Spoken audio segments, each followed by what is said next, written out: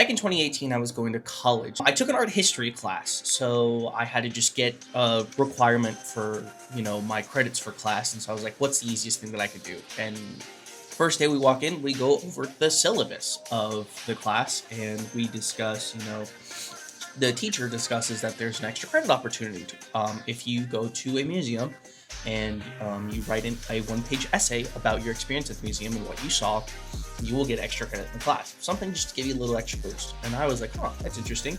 And I knew, living in Southern California, that I had the Peterson Museum, which is a car museum in Los Angeles. So I pitched this to the teacher and I was like, hey, would I be able to go to the Peterson Museum? And she asked, what was that? I was like, it's a car museum and it has the history of different vehicles over the course of time.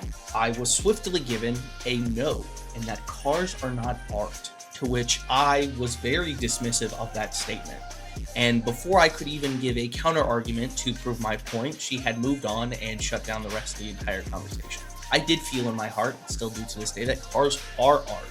They're a form of expression. And I was recently reminded of this through a video that was shown to me on Instagram. You grew up with cars. You knew your father's car. You knew your uncle's car. You have a car. And the cars are art, but they're also stylish. They also move. They're also an exciting part of our culture. So today I'm going to be talking about why cars are art and why we need to get back to cars being as beautiful as they once were. Now, this is not a plea towards old Americana style cars, though there is a lot of cars during the 40s and 50s that are very beautiful and very unique. But even now, we still have some amazing, beautiful cars in modern history that we can look at and be like, this is an amazing piece of work. Now you're going to see a variation of new, old, prototype cars and kind of the influence that various things have had on vehicles as a whole. Something I want to point out in this video is that the value of these cars does not determine whether something is more artistic or not. That is up to personal interpretation or opinion. First vehicle I want to bring off the top is potentially considered one of the most expensive cars in the world and one of the most rare, which is the Bugatti Type 57 Atlantic. Oh my goodness. This is an absolutely insane masterpiece of a vehicle. Now, this is not a fast car by any means, but at the time, it was the pinnacle of luxury, the pinnacle of wealth. And in some sense, Bugatti is still as that today. It has very beautiful lines and very well-rounded, but still very much of an era. You could see a lot of the inspiration of other vehicles that have similar characteristics as well.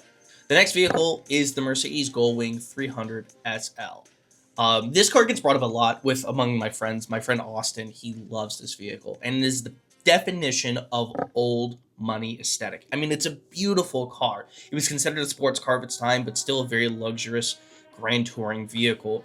And I mean, come on, this is it's just an immaculate representation of art as a whole. And a key thing to note here is the grille.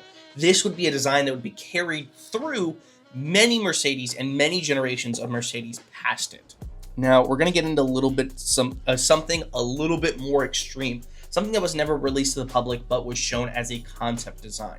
This is the Plymouth XNR. This car is insane.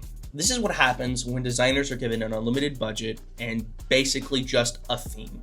Now, with the space race going on at the time, during the release of this vehicle, this was 100% styled after that, of how would you infuse, space travel and aeronautical aspects into a vehicle and make it sleek and amazing and fun. And I wish prototype and concept builders would take these risks again on vehicles. I think currently now we have this aspect of cars that don't necessarily have a lot of risk. They're kind of just boxy and rounded and bloated. I want to be interested in a car because of the design. A perfect example of this is in the most recent history is the Toyota FT1. I absolutely love this car and how it looked and was very excited when it was deemed the super concept car. But when we actually got the Supra, there was a lot of dulled down features of the vehicle. Whether that was due to the manufacturing cost or, decisions that were made up top, I do love how this car looks. I mean, it's absolutely incredible, and I consider it an amazing piece of work, and it is very unfortunate that the A90 Super never turned into this, or very few styling cues from the FT1 transferred over to the A90 Super.